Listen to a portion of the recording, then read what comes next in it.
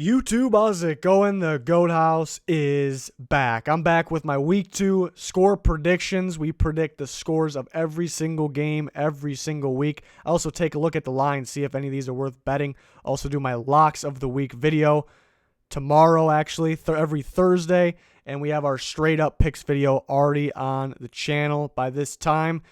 Multiple members of the Goat House make their straight up picks on each game there, so you can get other perspectives on who will win the game as well. So a lot to go over here, plenty more on the channel, plenty more to come. And you can get extra Goat House content. If you go to patreon.com/thegoathouse, there's a link at the top of the description. A lot of you are already supporting this. We appreciate you very much. You're helping us grow. But at the same time, we're giving you bonus content, plenty of it. You can join our Discord. You can join our Pick'ems League, plenty more. The GOAT tier, the last tier, can get you access to these bonus videos that you don't get. These videos right here, you don't get on the channel. We did upload our first skit of the year, bold predictions for Week 2. We're going to do a different skit every single week, but the unedited version with plenty of bloopers and funny moments will go to the Patreon people every single week, and there's this week. So pretty cool stuff there. Worth just looking into. Subscriber goals at 40K by the end of this year. Please help us out by subscribing. We got you covered with all kinds of different predictions, power rankings, recaps, players of the week, and plenty more. You're going to want to turn notifications on. Click that like button. Check us out on Twitter, live tweeting some games. Let's get on to these score predictions. Some good games this week, but Thursday night, I don't think it's that good of a game. I got the Buccaneers scoring 20 points. I got the Panthers scoring 31. I like the home team in this one. I think the Panthers will be fired up here. They had a close loss to the Rams. I didn't really, in terms of a football team all around, I didn't think they looked that great. I thought McCaffrey did a little carrying, some good play designs. I think some other players are very capable of playing better. And I guess that's a good sign because I think they will in a game like this. That's why I have them scoring 31 points. I do think McCaffrey goes off again. Both in the run game and in the passing game, him catching the ball out of the backfield or downfield, really. So I do have them winning by 11 points when they are minus 6.5 there, you see. So, Winston's got to take care of the ball.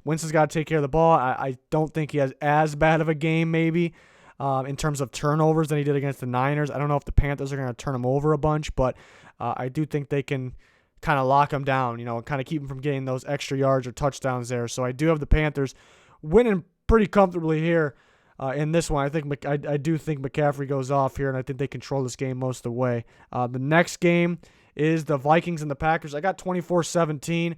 I'm surprised the Vikings are +3. I guess it's because it's a division rival in Lambeau, in Green Bay, so I think they're expecting the Packers to win this game. They very well could. It's a toss-up. NFC North rival games, always close. Got the Vikings winning by 7, though, and the reason being is I still worry, the Packers offense didn't have that impressive of a showing, and that was against the Bears defense, best defense from last year. I think the Vikings defense is right up there with it, the Packers defense could be as well. Still trying to figure out what kind of team they are on defense, I should say. See how they do in this game. But for the Packers offense, I mainly like the reason they could not score against the Bears, in my opinion. Number one reason was the receivers couldn't really get open. Devontae Adams has a legitimate excuse on why he couldn't get open because he had 2, sometimes 3 guys on him. And the second reason was they didn't really protect Rodgers as good as they, I guess, used to protect him. Last year was a little rough as well. And then you look at the Vikings, what are their strengths on defense? They got a really good pass rush. Daniel Hunter is one of the best in the league. He has the most pressures in the NFL heading into this, tied with Zadarius Smith on the other side, actually. So the pass rush could be a pretty darn good. But the Vikings pass rush in general is pretty good, and they have a unique way of using Anthony Barr in the blitz. He had an insane amount of pressures last week. But the main thing here is the Vikings secondary was able to lock down the Falcons receiver unit, and they were able to lock down a lot of receiver units, pretty much over the last couple of years. So I don't think there will be any much of a difference between the way the receivers played last week and this week. Therefore, I don't think the Packers will, score enough points to win this one. The way they'll win this one is if their defense really steps up again and they get pressure on the Vikings. I do like Dalvin Cook on the outside runs. We'll see if the Vikings can execute that way. But +3, even though it's a division rival in Lambeau, I as you can see, I have the Vikings winning by 7 here. So feel pretty confident about that one. Next game is the Niners and the Bengals. I got a tight one here. Quite a bit of field goals in this one, but the Niners are +1.5. I have them losing by 2. So what I do is predict the scores before I look at the lines, and I put the lines up there. So pretty close there. The reason for the Niners will win this game is if they win this game, it would be because their pass rush. Their pass rush could really get after Dalton. Their offensive line's a little beat up, so that could be a factor in this one. Even with the pressure coming after Dalton, he was actually able to throw pretty well against the Seattle Seahawks last week, and he seems to, not only himself but the rest of the Bengals team seem to be pretty good in the beginning of the year every year. Dalton looked really good at the beginning of last year, so I think they'll put up enough points. It's only a 2-point win. I think them being home is really the difference here, so that's why I got the Bengals 26-24, but not really one that I would touch there, as you can see by how close it is. Next game is the Chargers and the Lions. I got a tight one here, 21-20, maybe a little more low scoring than people might expect, because I think both pass rushes will have a day here. Chargers are -2.5 in this game. I have them winning by 1. I worry about the Chargers' pass protection. The run protection, the run blocking is very good. Pass protection, a little shaky in week 1 against the Colts team who doesn't have the best pass rush. The Lions, maybe in terms of their actual pass rushers, maybe they're not the greatest either. They're good. They're not the greatest, but they have a unique defense. You cannot tell who's blitzing, who's rushing. So I do think they'll get some good pressure on Phillip Rivers, but I think the opposite as well, or the same on the other side, I should say, with Melvin Ingram, Joey Bosa, Jerry Tillery, and then the way the Chargers blitz their linebackers as well. I think that'll get after Stafford. I think both teams will look to running the ball, which will keep it lower than people expect. I think this, will be a close game, one of the closer games of the week, obviously with the 21-20 for the LA Chargers. Next game is the Colts and the Titans, another tight game, division rival in Tennessee. Titans are -3 in this one, Colts +3, and I have it with a 3-point win for the Tennessee Titans. So pretty close call here. This is probably the hardest one to predict a score because, you see how many points the Titans put up last week. Very impressive amount of points. And I think if everyone's healthy, this offense can play. And the Colts, they were able to be pretty impressive on offense as well against a good team in the Chargers. So I think if Brissett's playing well, they can put up points. It's hard to get pressure on Brissett too because that offensive line's really good. Then Marlon Mack was dominant. I don't know if I like Marlon Mack a lot. I don't know if he's as dominant in this game though. I think the Titans' run defense a little better. Their defense looked really good last week, and I think the difference is I think Colts. I worry about their tackling downfield, and that could be a problem with Derrick Henry. That could be the difference here. This one's hard to tell if it's going to be a kind of a defensive game or it could be, I don't know if I would call it a shootout, but I guess it wouldn't shock me, I guess, if a team got into the 30s even. But this is a tough one to predict the score, but I do like the Titans at home, winning by 3 points. Then we got the Patriots and the Dolphins, whopping -19 points for the Patriots. I got them winning 31-13, so what is that? That is 18 points. So real close here. Yeah, I wouldn't take anybody with that line. I know the Ravens were able to put up way more points than this. I think the Patriots are capable of putting up those points. I don't know if they, go all out that late. They did it against the Steelers last week, but I don't know if they continue to go all out and they start, running the ball, wasting some clock here. I think they really use the running game in this game. It's kind of what I'm getting at here. So I think it'll be maybe the way the game will look won't really match the score, even though it's a pretty big win here I got. I think that it could feel like they win by more than this, but they don't. Just kind of a gut feeling here. So -19, too many points, but at the same time, we saw last week the Dolphins are very capable of losing by way more than that. So another tough one there, but easy to predict the winner, I'd say. Bills and Giants. The Bills are -2. I got them winning 23-17, so I got them covering there. The Bills offense got going late against the Jets.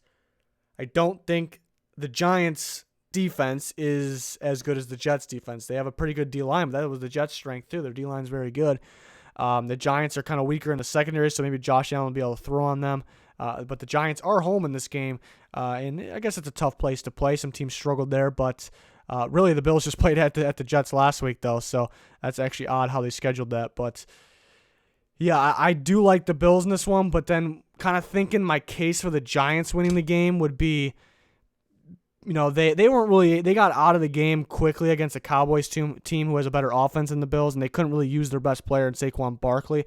I don't think they'll get too out of the game where they are forced to throw and really not use Barkley. I think they'll be able to use Barkley and kind of somewhat stay in this game. That's why I only have it, a 6-point game. So I think they'll kind of stick in it, but I think the Bills are the better team. Definitely the better defense. The offense should be better. So I even though it's somewhat close, -2, I guess you make the call on that one, but it's looks pretty solid there. Next game, Seahawks and Steelers. I got the Steelers winning by 3. This is a tough one to pick. The Steelers are -4, and I got them winning by 3.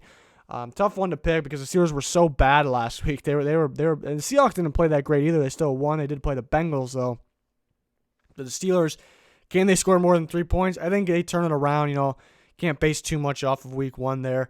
They're at home now, and they got on the board offensively. They're not going to just score an insane amount of points in the Seahawks.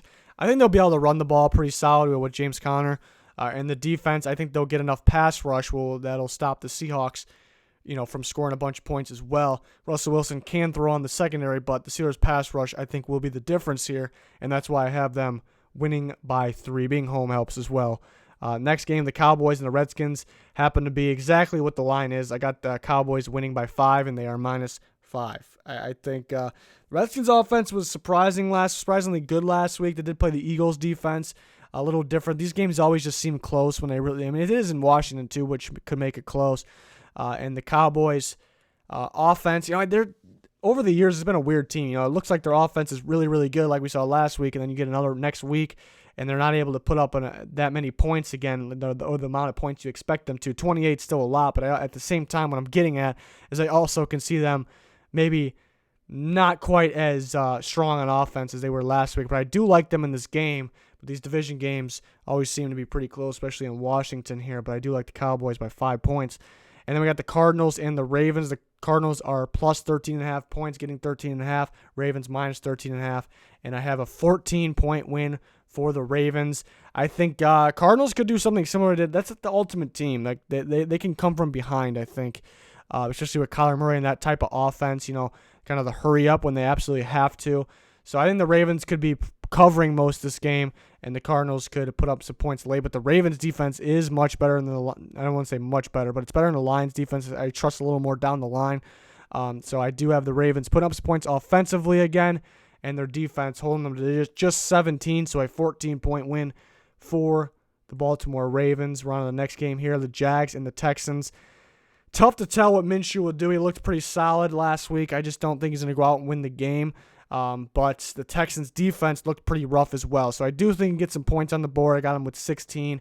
But the Texans' offense looked really good. I know the Jags' defense better than the Saints, but at the same time, I think people were a little high on the Jags' defense going this year. You look at down the middle of that field, kind of what I was talking about in the offseason. It's a little on the weaker side. They definitely need an upgrade in the interior D-line. They need an upgrade at linebacker. It's pretty much Myles Jack only there. And then they need an upgrade at safety. Safety play was pretty, and they did play the Chiefs, but the Texans have a pretty darn good offense. What the Jags do have is a very good pass rush, and that could limit the Texans, but the Texans got sacked an awful lot by the Saints, and they still scored enough points to win the game, really, even though they didn't. So I do think the Jags pass rush would be good, but will it be enough? I think Watson will throw downfield, especially at a home opener. I'm thinking around that 27-point line there. So they win by 11. They're minus 8.5. So somewhat of a close call. I feel pretty good about that one because I don't know really if the Jags are going to score more than that. It's going to maybe 17's the max with Minshew's like full game as a starter. It almost seems like a little more pressure to me. People would argue at that. You kind of get thrown in the game. It's all of a sudden last second. You don't have any time to think. He goes in and plays well. Now he knows all week he's a starter. A lot of pressure here. The Texans defense, you can score on that Texans defense, I believe. There's not much. They're missing Clowney. They're missing some secondary help. But I do like the Texans offense a lot. Next game is the Chiefs and the Raiders. I think a shootout for the most part here, 34-28. I like the Raiders offense, what they did last week. The Chiefs defense still, it's on the weaker side. I think they'll get better as the season goes on, but we're only in week 2. They're minus 8, and 34-28 is the final there. 6 points. Got to do math as I'm talking. But, yeah, I think it could be close, especially what Mahomes is. I don't know if he's 100%. I think he'll probably be close to it when they play. No Tyreek Hill. Like I said, I think the Raiders will be able to score on them. They're home in this game. Defense looked good last week. I don't think it's going to look good against the Chiefs, honestly. And with Jonathan Abram out, too, I don't know if it definitely hurts. Definitely hurts a little bit. But, I think it could stay close. Maybe a game where it's like 34-21. Raiders get a late fourth down touchdown, 34-28. So that's something to watch out for there. And then the next game we got the Bears and the Broncos, 17-13. Bears, minus 2.5. They're winning by 4, so close call, but I got the Bears. And just so we're on the same page here, it seems like every time I switch my original pick, I end up being wrong. My original pick was the Broncos, so I'm about to scare everybody with that. So, original pick was the Broncos. I switched it to the Bears right before our straight up picks video, and usually I end up being right originally almost every time when I do that. So, scaring everybody here, but the reason for switching it, I think, is a good reason. Juwan James, not only their best lineman, but maybe the best right tackle in all of football on the Broncos. He is going to be out in this game. Got hurt last game, and that was a factor. And I think, the Bears have a day. Their defense is going to have a day either way, honestly. But I think Khalil Mack coming off that right side against they're going to be their backup, and I think that's going to be trouble for Flacco. The key for the Broncos is to, to me, I like the running backs, like the way they run, but I don't think you're going to be able to run all over the Bears. They may try to force that early, but I don't want them to do that. I want them to throw the ball to the backs out of the backfield, but mainly I want them to take some quick shots deep early in this game. I think if I had to find somewhere where you can beat a very great defense in the Bears, I think the corners let guys behind them a little bit. And they do have one very good safety in Eddie Jackson, but other than that, the other safety, when they had Bush or Clinton Dixon is much better, but that was kind of a weak spot last week as well. I think you can throw deep, and Flacco's got an arm, so that's where they should look. So that'll be the case for the Broncos. And also, I don't think Trubisky's going to have the best game as well, but I think better than Flacco here. The Broncos pass rush, who we expected way more from last week, could get after Trubisky and be the difference. That's why it's a very tough game. Probably wouldn't touch it. It's in Denver as well. But I think the main reason is Juwan James being out. Pass rush of the Bears, the difference. I think both teams really can score on defense in this game, but I think the Bears actually do. I think they score. If they don't score on defense, they're going to set their offense up perfectly at least one time, I think. So that's the difference. Very, very tough one. Defensive battle, as you can see, 17-13 Bears. Next game, Saints and Rams. I got a 1-point win. I got a 1-point win for the Saints, 28-27. Kind of back and forth. I was saying all along, there's just no way the league and the refs let the Rams win this game because that's how I think officiating, unfortunately, has been handled over the last couple of years. And then an unfortunate call in the NFC Championship game. But at the same time, I could also see the opposite. I could see the league kind of being fed up with the Saints, all the complaining and the state of Louisiana suing. So I said it in the Pick'ems video. I'm keeping a close eye on the officiating in this game. I've been really pissed off about the officiating in general, for every game pretty much I'd say it started 2 years ago. Before that, did not have a problem with it. Never really blamed refs for outcomes, but it's been bad. It's been not too bad in week one, I'd say that. It wasn't too bad in week one at all, really. But I think a very close game. I think the Saints are better. I think they'll get a good pass rush here. Goff didn't really throw the ball super well last week. He didn't really need to. That was the thing. I just don't know if it's enough this game. I think the Saints pass rush really gets after him, and I think the Saints could score an offense. I got them winning by 1. Should be a good game in L.A. here. The next game is the Eagles and the Falcons. I got the Falcons winning this game, 31-28, and the Eagles are minus 1.5 in this one, so it's a close one, but I do have the Falcons winning the game. So if you're confident the Falcons win the game, then you could take that. But it's tough because the Falcons looked really bad last week. They had a bad game against the Vikings. A different matchup in the Eagles. You're going to see a little more offense from the Eagles than the Vikings possibly, but you're not going to see really nearly as good of a defense as the Vikings have. I've seen the Redskins putting up points on the Eagles. I think the Falcons, with their home opener at home, I think they can really get going on offense. And I think to me, it's a week one thing that'll happen. Week 1 to week 2, people overreacting about how bad the Falcons were last week, and they really turn it around against a good team. The Falcons were pretty poor against the run game. The Eagles, they got a good group, a good core of running backs, but don't have that guy that's going to take over at all. They don't have that guy at all. So, it's going to be on Wentz. I think he'll be able to throw on them 28 points, but I don't think it's enough. I got the Falcons in this one, and they are plus 1.5. And the last game is a Monday night game, 28-24 Browns, while they're minus 2.5. So they're winning by 4, minus 2.5, so I have them covering. Somewhat close, though. And I think both quarterbacks play. It's kind of I don't know if it's that bold, but it's kind of a feeling I got is that both quarterbacks play a pretty good game. Darnold plays a good game. Baker plays a good game. I just think the Browns are just overall better. The Jets, I like their D-line, but their pass rush in general I think could be lacking in this game. That could be the difference. The outside pressure is what got to Baker last week. I don't know if the Jets will be able to do that. Enough of that, I'll say. I do think both quarterbacks have a good game. I just like the Browns in this one. It's a primetime game in New York. The high chances for the home team in prime time looking at the past. So should be a good one. That's something to keep in mind, even though I do have the Browns winning and covering. So a lot of close games this week. I'm confident with the winners this week. But in terms of the lines, it's pretty close. So that's what I mean by that. But we're back every single week with this video predicting every game, the score of every game. We also do our straight up picks with multiple members of the Goat House. That's already on the channel. We got recaps, power rankings on the channel as well. College football content, plenty more content to come. Always thinking of something new as well. That's going to do it for this one, though. Please subscribe if you haven't quite yet. We got you covered with NFL content, so hopefully you can join us. Hopefully you can turn notifications on. Check out our Patreon, link in the top of the description if you want more Goat House content. That's going to do it for this one, though. Thanks for watching. Goodbye.